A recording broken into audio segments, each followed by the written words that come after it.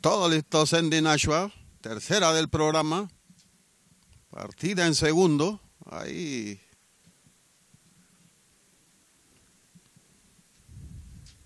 Se dio la partida en Nashua rápidamente por la parte exterior. Avenue Malcaíno saltó en la punta por la parte de adentro. Va desplazándose rápidamente. Harvey Island va pasando por dentro y por la parte del medio. También Hunter y Craver va desarrollando gran velocidad por el medio. El comando dominando. Hunter y Craver ha dominado el comando por una cabeza por dentro. Harvey Island va atacando en la segunda posición.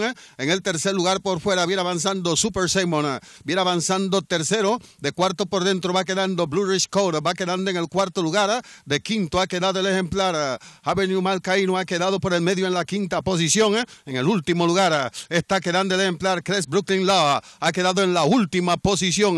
El comando dominando Avery Island, dominando el comando temprano, ha dominado el comando por un pescuezo. Segundo está Hunter y Crider, está en la segunda posición.